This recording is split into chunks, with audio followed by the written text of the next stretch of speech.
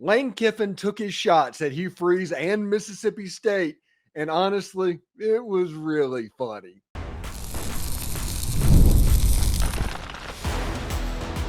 You are Locked On Ole Miss, your daily podcast on the Ole Miss Rebels. Part of the Locked On Podcast Network, your team every day. Welcome to the Locked On Ole Miss podcast, the most watched Ole Miss podcast around. I am your host, Steven Willis, a 10-year veteran member of the national media and a former Ole Miss staff member. On today's show, we talk about Austin Simmons' introduction to the world, and he did not disappoint, impressing the analysts in attendance and solidifying all the hype around his potential. The main takeaway, Lane Kiffin really likes this roster and was visibly comfortable talking about Oxford and his team during SEC Media Days. But first, we dive into Lane having a little bit of fun at the expense of Hugh Freeze and Mississippi State. We'll be joined by the Rebel Walk's Dalen Flowers to break all of this down in just a second. But first, we're free and available on all the podcast apps and on YouTube. Thank you for making Locked On Ole Miss your first listen every day. And a special hello to the insiders and everydayers who make this show what it is. Do us a favor, like, subscribe, and comment on the video. It costs nothing but keeps this free. If you don't forget to check out a second listen on the network, this is your reminder. Nearly every team, college and pro, is ready for you. Listen, Lane Kiffin roasting Hugh Freeze, and for good measure, Mississippi State, that's a sign that Lane Kiffin really likes this roster and he likes what this team could be.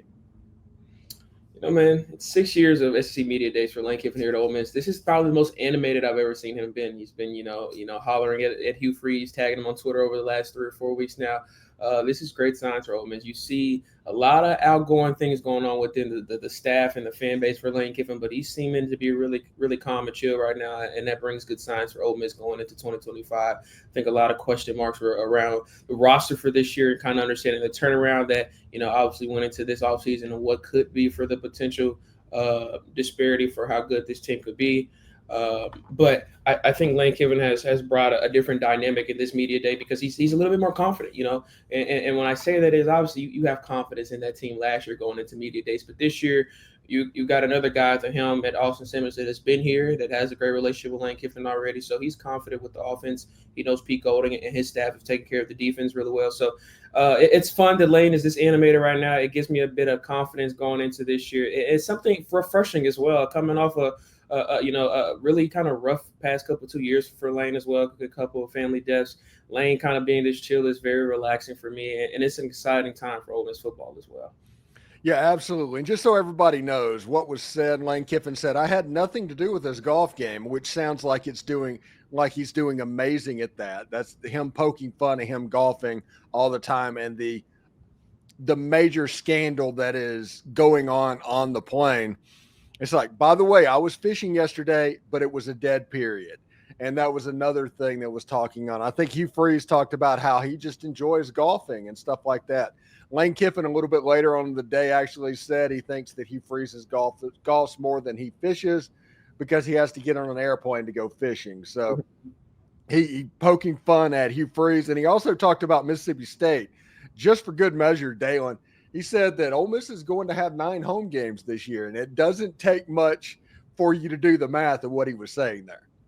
Yeah, I think it belongs on having obviously a relationship with Jeff Levy, but this Ole Miss team this year has the opportunity to do some really great things. And I think Lane is obviously seeing the opportunity to poke some fun and stir some things up, because usually you get this via him through like Twitter, but you never get him actually doing it like this. But he's also been known to do this from time to time with any coach that he has a relationship with or coaches he doesn't have a relationship with. We've heard the chats over the years that they have a big SEC head coach group chat, and Lane's always usually the one texting and sending stuff in there more. But this is an opportunity for Ole Miss fans to kind of build on his funness and understand what he's talking about right now. Look, I think Jeff Levy has, the opportunity to do some better things this year than he did in year one. But, Ole Miss going down to Starkville is something that Ole Miss fans never take for granted. And I think it's going to be a fun time at Davis Wade this year. Yeah. And kind of Hugh Freeze has replaced Jimbo Fisher as the conference-wide whipping boy. I mean, all the jokes that used to go Jimbo's way are now going Hugh Freeze's way, which makes me question whether or not he likes him at all, honestly. Something had to happen. there's some deep-seated stuff. The Mississippi State stuff, I can funny. That's funny. But constantly attacking Hugh Freeze over Twitter, putting fishes up and things like that, that feels a little bit weird, Dalen. No, it definitely feels a little personal. I've actually had people kind of just ask me, did I think anything about it? And was there anything going on behind the scenes? Actually, not really sure. But I think what you also kind of take into accountability about stuff like this is Lane's been here for 6 years now. This is year 6. He's other than Kirby Smart, he's tied with Sam Pittman as being one of the longest tenured coaches at their school in SEC so far. He has the opportunity to do this now. He's kind of one of the lead dogs in the conference, and this is Lane just poking fun at all times. But there's that animosity obviously between Hugh and Ole Miss, and I think Lane has that opportunity to pick and decipher things, especially with not playing Auburn currently, to kind of just continue to pick the boat with Ole Miss and Auburn fans. So I don't know if it's anything more personal than what it is, but it's definitely kind of raising your eyebrow to see why over the last month, he's just constantly going at Hugh out of nowhere. So it's funny, and it gives me a little bit of humor in this kind of off-season moment. But, I'm glad we were able to talk about it a little bit more in SEC Media Days to kind of give his depiction of what is it. Yeah, and also, my opinion, what I think is going on, I think something happened during that debacle of an Auburn coaching search in 2022. They hired Hugh Freeze and Lane Kiffin was interested. I think something happened there. I think they share an agent, all of that stuff. Yeah, I think something happened that kind of soured everything that was going on, but that's just my opinion. I haven't heard anything about that.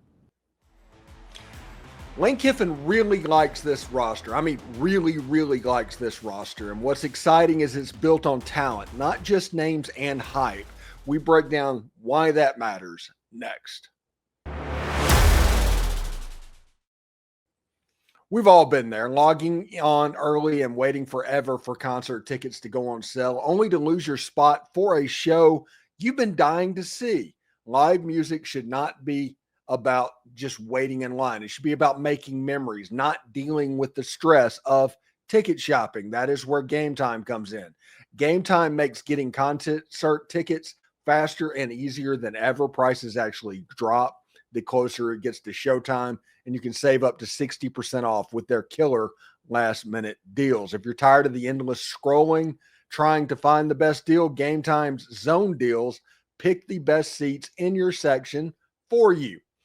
Download the Game Time app, create an account, and use code LOCKEDONCollege, all one word, for $20 off your first purchase. Take the guesswork out of buying concert and show tickets with Game Time. Terms apply. Again, create an account and redeem code LOCKEDON COLLEGE for $20 off. Download the Game Time app today. Last minute tickets, lowest price guaranteed.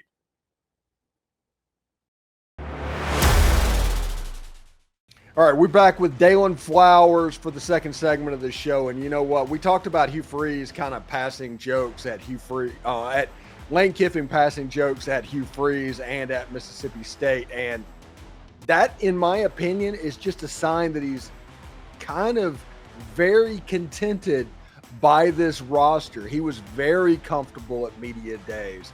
He was talking all the talking points that he wanted to hit. It was honestly possibly his best performance that he's done at media days. I don't know if it's having Austin Simmons there has revitalized him. You mentioned how having Austin's a little bit different than having Jackson, and he was kind of excited about that. I don't know if it's expectations being a little bit down this year as opposed to last season, even though the roster is pretty close to the same. All I know is that Lane Kiffin doing what he did, every Ole Miss fan should be excited about it, Dalen. Absolutely. And I take it to a bigger, broader as well. I think just, a week or two ago, the news about Kevin Bolden going to LSU and how calm Lane still seems to be about that whole move and whole situation. While a lot of Ole Miss fans were, losing their mind and not really happy about the move to going to LSU from Bolden. But you got to understand that happened for a reason, and I obviously don't know all the internal affairs, but Lane still being this calm about something like that happening, and even another staff move being going to the NFL. Lane understands that, he's still set. He knows what this team can offer. You heard Pete Golden talk about on the fireside chat with Chris Beard a few weeks ago that he thought the defensive front was, barely going to drop off from last year. So these coaches, Lane and these coaches, the program knows what they have in front of them right now. And I think they're more confident than I think, the outside fan perspective is in terms of understanding what's really going on behind closed doors, how prepared these players really are, and how great they can be.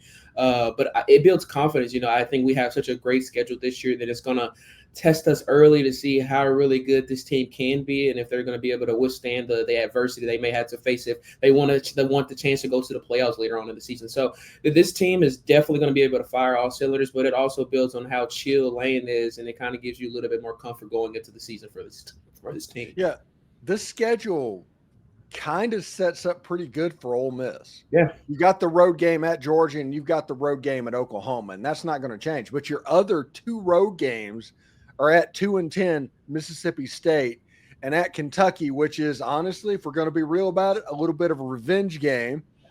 The rest of the games are in Oxford that Ole Miss has done pretty well, save that Kentucky debacle last year as well. The schedule lines up for Ole Miss to make a run. And I'm not just saying that. PFF has Ole Miss as number 8 in the country in their power rankings and the 4th best college football playoff odds of anybody in the SEC. Yeah, and I'm so in love with this schedule because you get those games earlier in this season, with Kentucky and even Tulane, who I think has the opportunity to be a really good football team this year, coming to Oxford this year. I think that, even if you were to lose, a game or two early in the season, you have that opportunity to still build those things back up in the later season for a chance to get into the playoff. I think the 2024 team got killed because they lost some games they shouldn't have lost in conference play, but their first 4 non-conference games really didn't build any momentum or resume builder for them moving into the season after they lost those 3 games. So I think the schedule binds how good this team can be, but it also gives Ole Miss a little bit of more, moving room in terms of if a loss happens on the 3rd or 4th week of the season, how can they build on that? But it's a quality loss. So, I think that building what we can do at home is going to be important. You have to continue the home confidence that they've built over the last 6 years under Lane Kiffin. It's obviously been fascinating to see what they're able to do at home, and Ed Hemingway has become one of the premier atmospheres in college football, not only because of the fans, but because this team's winning football games. When your team's winning football games, fans are going to be more energetic. They're going to be more excited. They're going to pack the stadium more. So I'm not concerned about that, but the schedule looks absolutely perfect for me. This is what you want for a team, and this is kind of what you wanted last year, but I like it this year a little bit more so because we got a lot of young guys as well that really need those tests, whether it's at home or away, and I think it's going to be able to help build their confidence moving forward into the later parts of the season. Yeah, just so everybody that doesn't know, this is what the schedule looks like this season, and this is my prediction on the games this season. Ole Miss plays one road game in their first 6 games, all the way through until October 11th. It is 5 home games and 1 road game. Then they go back-to-back on the road at Georgia and at Oklahoma, and they close out with home games against South Carolina, the Citadel, Florida, and then they go on the road at Mississippi State, which Lane Kiffin said that is the 9th home game that is coming up in this football season. That one, I kind of laugh at that. And last season, the last time Ole Miss went down there, we actually talked to Ole Miss fans about go to Starkville. This is the year to go. Take over their stadium. And Ole Miss fans, they did. There was 15,000, 20,000 Ole Miss fans in that stadium. I think this year there could be even more Ole Miss fans in that stadium because, honestly, Ole Miss has won 4 out of the last 5 games at Davis Wade Stadium in Starkville. They'll be favored in this game by 15 to 20 points. I think Ole Miss fans are going to go down there in big numbers, and I think Mississippi State fans, once deer hunting season starts, it's all over. Yeah, I think Ole Miss has a great opportunity to continue their success down in Starkville. This is the game that you're obviously excited the most about, I think, from an Ole Miss perspective every year, regardless of who you're playing. But I think it also builds on just the continued movement of both teams. I think that this game last year was a close game. The year before was a close game. And so Ole Miss pulling those games out is important because, Lane even mentioned this in his SEC Media Days that the close games for them last year were the struggling points, and that those 3 losses were all close games. And so whether or not State's good, Ole Miss is good, or State's bad, Ole Miss is bad, this Egg Bowl is always finding a way to be exciting. And I think this is the game that you also kind of want to schedule on the circle for Ole Miss because, like you said, taking over Starkville has become a common theme over the last couple of years with the success of Ole Miss under Lane Kiffin, and you want to continue to build that. I think fans are really, really excited about this year. I think just the tangibles that Austin Simmons has shown over his, a few appearances last year really have fans excited about this year, but as well, the receiving core seems to be really stagnant and put together really well. I think Pete Golding's continued preparation and his understanding of what's going to be going on within his defense has fans really excited. I think this team, regardless of some, unfortunate losses within the staff, have a really, really good program from top to bottom. And I think fans are really feeding on what can be for this year, but as well what could be for next year as well. Yeah, is there anything that Lane Kiffin said in his media opportunities that have your attention? Good question. I think for me personally, it's the understanding of what Austin Simmons can be, but also he kind of talked about it and not putting too much pressure on him. Obviously he's been here, he knows the system, but he's not had a full year run. And I think there's going to be opportunities for him to be really good. And then there are going to be those moments where, you got to scratch your head a little bit. And I think that he has already built a good relationship with him, but he's not putting pressure on him to, go out there and throw 5,000 yards this year. I think that he understands how good Austin is right now. And I think Austin is still working every single day to get better. But his confidence and his comfortability of understanding currently where Austin Simmons is at in terms of his progression is really fascinating to me. This is something that when Jackson Dart came in a few years ago, we always seemingly felt like we were in a QB battle every single year other than last year with him. But this year, we kind of knew from the get-go, this was Austin's year. This was his offense. We understood what we had already coming in with the guy that's already been in the system. And you don't see that too often, especially at the quarterback position in college football anymore. So whenever I hear him talk about just how mature Austin already is, how understanding Austin is of the game and how great he looks and how good his tangibles are, it always stands out to me because it seems like every time Lane talks about him, even today at the media days, it's something new. Sometimes we get Lane and he's getting given the repetitive answers, but every time he talks about Austin, it's something new, it's something better, something progressive. And today was really kind of figurative about what Austin is currently at and what he's doing right now in the offseason. Yeah, got a little head start on the third segment a little bit. We'll talk about Austin Simmons and the advice that Lane Kiffin had for Austin Simmons coming up next. Stick around.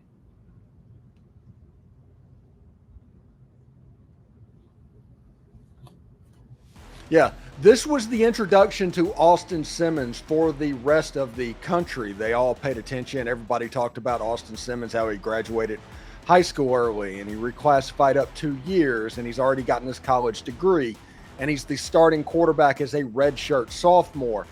He has 1-1 level talent. He can be an elite quarterback, as Lane Kiffin said. But Lane Kiffin had this little bit of advice for him. Don't try to be the finished product that Jackson Dart was.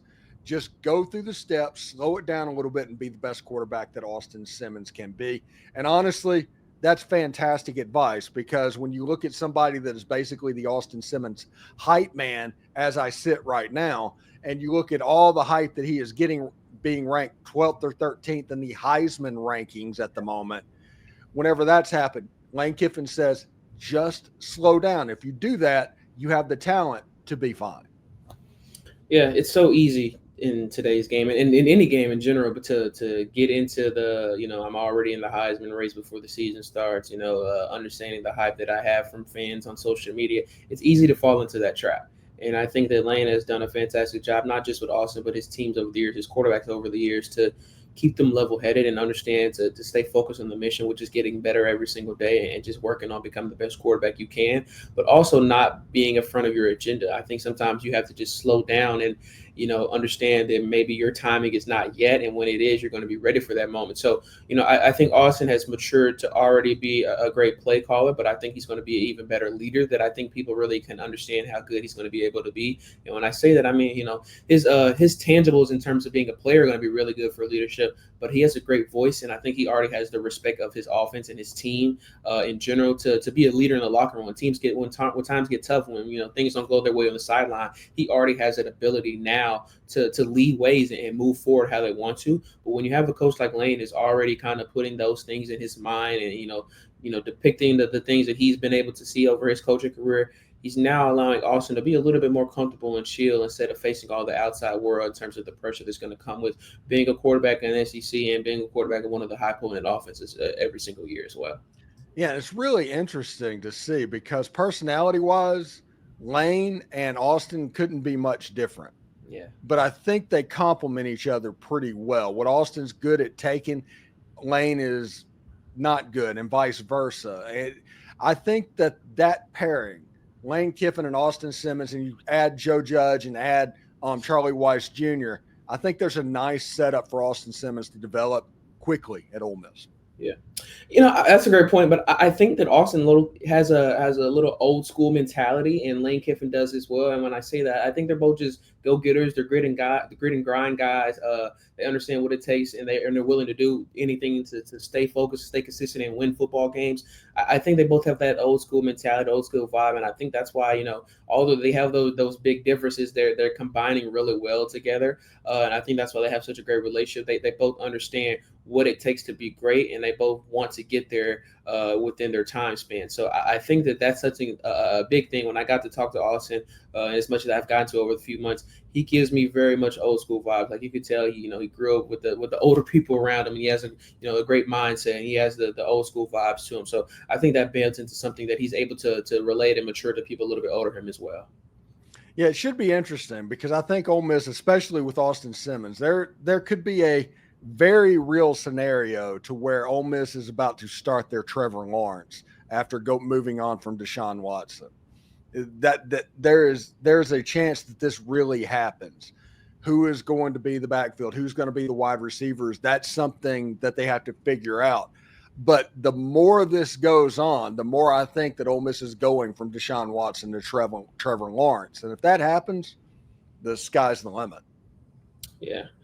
I think, as much criticism as Charlie Weiss has gotten over the last year or two, it binds to be important that this is his system that Austin has already been in for about 2 or 3 years now. So he understands what it takes to do this, to work in this system, to be great in it as well. And you don't see that too much in college football. We see so many coaching changes for teams every single year, every other year. And I think it builds on already having a system that is planted here at Ole Miss to be great. But also this offseason, whether it was the portal, the high school recruiting ranks, was specifically designed to put the correct keys around Austin Simmons that allow him to be great. And some of the returning guys like Cayden Lee, Daquan Wright, who we saw mixed with him last year. Daquan Wright with that touchdown pass with Austin Simmons against Arkansas, and obviously the Georgia drive with a couple passes to Cayden Lee as well. Those guys are going to be able to bring the leadership for these new guys that are new here in Oxford to really bind really well. But this offense is already set to understand every single obstacle that moves forward, they're going to be able to obtain it and move forward to be successful in 2025. So I said last week that Ole Miss needed to win media days. There are certain people that make fun of that. Who cares? Winning the narrative and controlling the narrative is an important part of today's society. Did Ole Miss perform up to a high standard at SEC media days? I definitely think they did. Lane came in, built a lot of confidence early, but also was a little bit relaxed and chilled and poked some jokes to kind of just be Lane Kiffin at the end of the day. But I was very surprised by Cayden Lee's just maturity in terms of the answers to the questions that he was asked, and just the leadership. I could already tell the way he was speaking. This was a guy that before last year, we really didn't see too much of Cayden Lee, but I think everyone knew that he had the opportunity and the ability to be really good. We saw that last year, but this time around, hearing him seriously, I've never really heard Cayden talk too much, but hearing him, just understanding how his mind worked a little bit and understanding what he's been doing in the offseason to get better, who he's been working with in terms of some NFL quarterbacks within, route running and catching and working with some guys like that. I'm very, very was pleased and excited to see and hear about Cayden Lee and TJ Dottery as well, a guy that, came in from the Marks, that Peach Bowl a couple years ago and really took over last year. I was really glad to hear his perspective, his leadership, and understanding what him and Pete Golden and have been able to talk about behind the scenes in terms of what this defense can do to be better and replicate what they saw last year. So I think Ole Miss shot the water out with the SEC Media Days this year. There's so many great things to talk about with this team and what the leaders were able to talk about at Media Days. this is going to only build the confidence for fans moving into 2025. We have some great veteran guys. We have some great new guys that, have a little bit of experience, but not too much. It's all going to bind really, really well because I really get a good family feel from this Ole Miss team this year. Yeah, it feels a little bit different. Last year they had all the expectations weighing them down. This year they kind of get to exhale, and maybe they have that T. Martin, Tennessee type year, or the Trevor Lawrence type year, to where you're not expected necessarily to win at a very high level. So we'll see. It's going to come down to, honestly, injuries, turnovers, and whether or not Austin Simmons is the Austin Simmons that we think he can be. 100%. I think injuries, especially that offensive line last year, really, really hurt Ole Miss. And then, moving a lot of those pieces around the offensive line really became critical for Ole Miss last year. But I think, with the moving pieces this year that they've been able to get, Ole Miss will, if healthy, be able to, run the ball a little bit better and take care of the ball a little bit better offensively in terms of, having a full and healthy offensive line, hopefully throughout the whole season. But it's a time where you sit back and, you go back and you watch a little bit of film on different guys now to understand how great this Ole Miss team, offensively and defensively and special teams as well, can be for 2025. All right. Thank you very much. Oh, this just came in over Twitter. Hunter Elliott is coming back to school. Ole Miss gets their ace back. The MLB draft obviously didn't go the way that he wanted, so he has 1 year to kind of make it right. The baseball team looks like it is going to be pretty good next season with the return of their ace. Dalen, what do you got going on at the Rebel Walk and on the Dalen Show? Just recording, man. Working on Judd Udemark and Austin Foley here soon. So hopefully that should be coming really soon for myself and Ole Miss fans as well. So that should be a fun time. Getting finally back in Austria, you can see my normal background again. So basketball press conferences this week with Chris Beard as well and Coach Yo. So we'll definitely be attending those and just continuing the summer grind, man. It's always a little bit of a downtime, but it's also a little bit relaxing to kind of just be a little bit wet on your feet. So fun times right now, man. Can't complain. All right. Thanks very much for joining us today, man. All right, man. Hotty toddy. Thank you to Dalen Flowers for coming on the show, and thank you for making the Locked On Ole Miss podcast your go-to source for Ole Miss sports. We pride ourselves on offering the most comprehensive perspectives, which is why we are the front door to Ole Miss sports. If you don't believe me, go to Google and search Ole Miss podcast and see how much we come up. Don't forget to like, subscribe, and comment on the show. It's completely free. Your support means the world to us. For your second listen, check out the Portal Show. Brian Smith has the latest rumors, portal entries, and signings. Be the most informed fan on all the rapid changes to the college football landscape. Find the Portal Show on YouTube or wherever you listen to podcasts. Hotty toddy, everyone. And remember, analytics is just the old English word that means bad football. We'll see you tomorrow.